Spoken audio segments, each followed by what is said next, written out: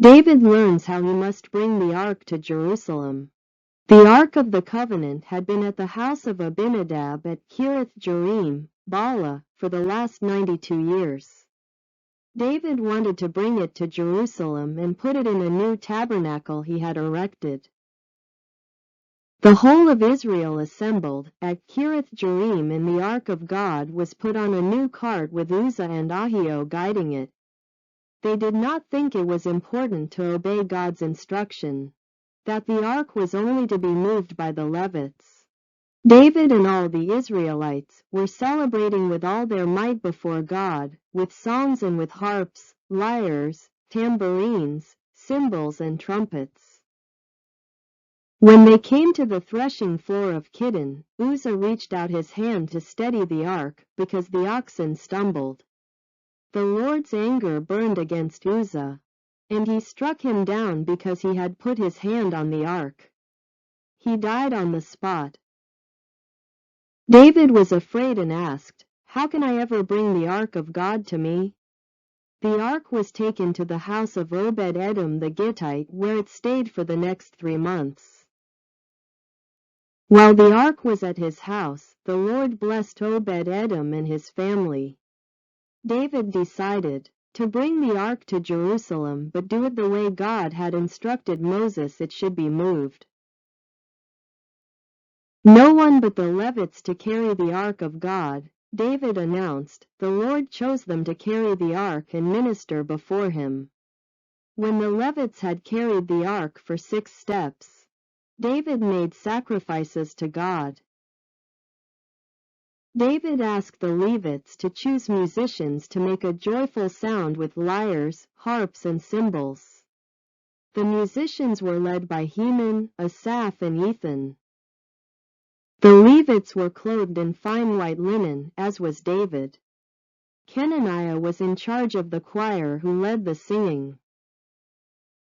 The people of Israel brought the ark to Jerusalem with shouts of joy and the sound of rams' horns, trumpets, cymbals, lyres, and harps.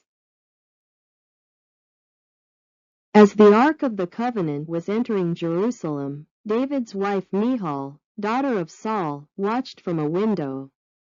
When she saw King David dancing and celebrating, she despised him in her heart.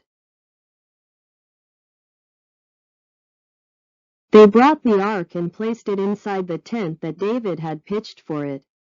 David sacrificed burnt offerings and fellowship offerings and blessed everyone in the name of the Lord. He gave a loaf of bread, a cake of dates, and a cake of raisins to each person in the crowd. Then everyone returned home.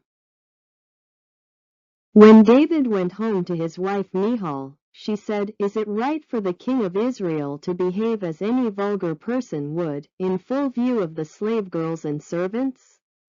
David replied, "I was before the Lord who chose me to rule Israel, and I will celebrate before him." Lesson from 2 Samuel. The theme is the importance of reverence and proper procedure when approaching the holy presence of God. It highlights the serious consequences of treating sacred things casually, as well as the joyful celebration that follows when God's commands are followed correctly.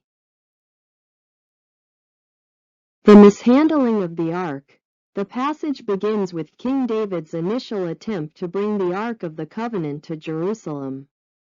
The first part of the journey fails dramatically because the ark is transported on a new cart, a method that violates God's specific instructions.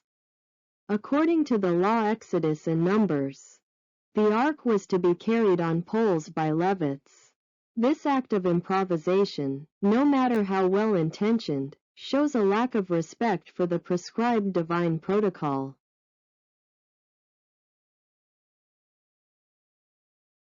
The death of Uzzah. When the oxen stumbled, he reached out and touched the ark to steady it.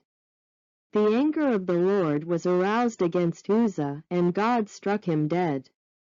Uzzah's action, while perhaps meant to be helpful, was a forbidden act. No one, except for designated priests under specific conditions, was allowed to touch the ark. His death serves as a powerful and stern lesson that God's holiness is not to be trifled with. It is the divine principle that the sacred must be approached with awe, reverence, and strict adherence to divine law. David's reaction. In the second attempt, David's initial reaction is fear and anger. He questions, "How can the ark of the Lord ever come to me?" This fear leads him to leave the ark at the house of Obed-Edom.